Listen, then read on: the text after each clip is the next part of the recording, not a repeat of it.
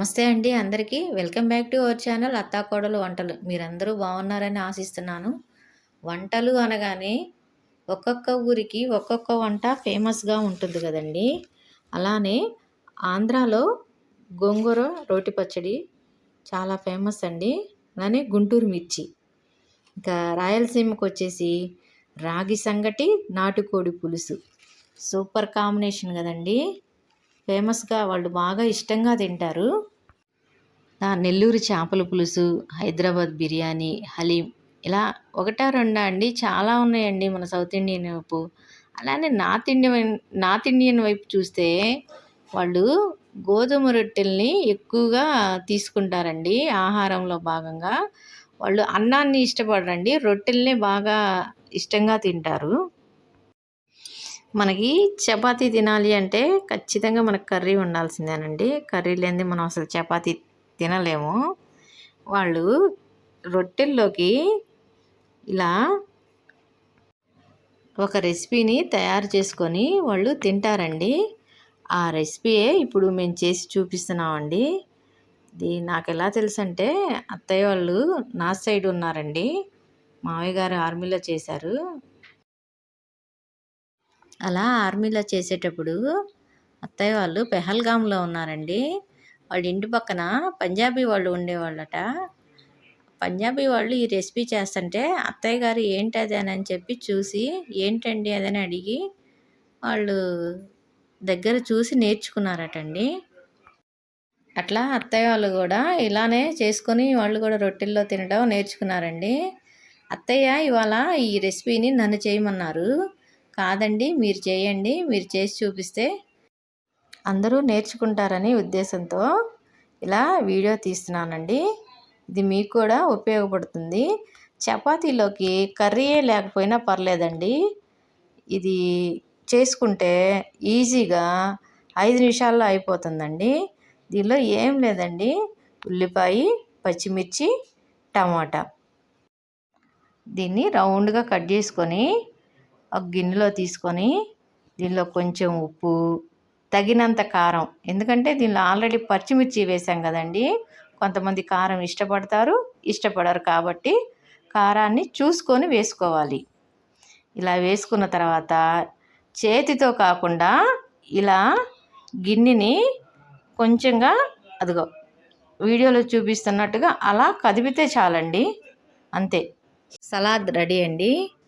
ఇక అంతేనండి. కర్రీ లేకపోయినా ఇది నంచుకొని తింటూ ఉంటే చపాతీలోకి కమ్మగా ఉంటుందండి. చపాతీ కూడా చుక్క నూనె లేకుండా దీన్ని అత్తయ్య గారు పుల్కాల్లాగా చేస్తారండి. మాకు అర్జెంటుగా కావాలి అనుకుంటే నేను ఇంట్లో రోటీ మేకర్ ఉందండి, దాన్ని ఉపయోగిస్తాను. ఎప్పుడో ఒకసారి మాత్రమే దీన్ని ఉపయోగిస్తానండి. పిల్లలకి టైం అవుతుంది అన్నప్పుడు మాత్రమే దీన్ని ఉపయోగిస్తాను. ఎక్కువగా నేను ఉపయోగించనండి. దాదాపుగా పెనం మీదే స్టవ్ మీద కాలుస్తాము. ఇలా రోటీ మేకర్లో చేసినా కానీ ఈ పుల్కాలు బాగా మెత్తగా పొంగి బయటకు వస్తాయండి. చూడండి, ఒక్కసారి చూపిస్తాను మీకు. చూస్తూనే ఉండండి ఇలానే. అదిగో చూడండి. కానీ ఈ రోటీ మాత్రం వేడి వేడిగా తింటేనే బాగుంటుందండి. చెయ్యి నోరు కాలుతూ ఉండాలి.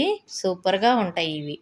అలా పొంగిన రోటీలు ప్లేట్లో పెట్టుకొని ఉల్లిపాయ, పచ్చిమిర్చి, టమోటా తీసుకొని దాన్ని తింటూ ఉంటుంటే సూపర్గా ఉంటుందండి. ఇంకా కర్రీతో పనే లేదండి.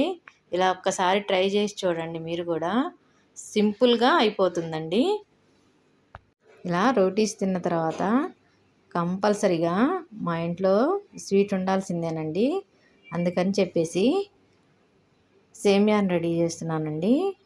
ఏం లేదండి, సేమియాకి ఒక బాండీ పెట్టేసుకొని దానిలో కాస్తంత నెయ్యి వేసుకొని, ఈ నెయ్యి ఇంట్లో తయారు చేసుకుందేనండి. ఇంతకుముందు నేను వీడియో పోస్ట్ చేశాను కదండి, అదేనండి క్యారెట్ హల్వా, వెల్లుల్లి కారం. అప్పుడు నెయ్యిని కూడా పెట్టాం కదా. ఆ వీడియోలోనే నెయ్యి ఎలా తయారు చేసుకోవాలో చూపించానండి. ఒకవేళ మీరు గనక చూడకపోతే ఆ వీడియోని నేను కింద డిస్క్రిప్షన్లో ఇస్తాను, చూడండి. ఇవి ఆల్రెడీ రోస్ట్ అయిన సేమియాలేనండి. కాకపోతే కొంచెం వేయించుకుంటే, నేతిలో వేయించుకుంటే బాగుంటుందని చెప్పి కొంచెంగా వేపిస్తున్నాను. ఇలా కొంచెం ద్వారగా వేయించుకున్న తర్వాత కాగబెట్టి చల్లార్చిన పాలు, చిక్కటి పాలను పోసుకుంటే బాగుంటుందండి. నీళ్లతో కాకుండా పాలల్లో ఉడికిస్తే బాగుంటుంది, చాలా రుచిగా ఉంటుంది. ఇలా ఒక 5 నిమిషాలు పాలల్లో ఉడకనిస్తే బాగుంటుందండి. ఈలోపుగా జీడిపప్పు వేయించుకుందామండి. ఇలా చిన్న బాండీ ఒకటి పెట్టుకొని నెయ్యి వేసుకొని ద్వారగా జీడిపప్పులు వేయించుకోవాలండి. జీడిపప్పులు కొంచెం దట్టించి వేసుకుంటే బాగుంటుంది. నా దగ్గర కొంచెంగా ఉన్నాయని నేను కొంచెమే వేశాను.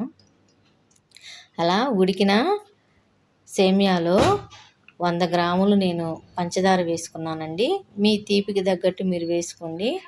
ఇలా పంచదార వేసుకొని బాగా కలుపుకుంటే తర్వాత జీడిపప్పు, యాలకుల పొడి వేసుకుంటే టేస్టీ సేమియా రెడీ అవుతుందండి. ఇదండి ఈరోజు వీడియో. ఈ వీడియో కనుక మీకు నచ్చినట్లయితే లైక్ చేసి, షేర్ చేసి, సబ్స్క్రైబ్ చేసుకోండి. నేను చేసి చూపించిన రెసిపీని ఒక్కసారి ట్రై చేయండి. మీ అత్తాకోడలు వంటలు.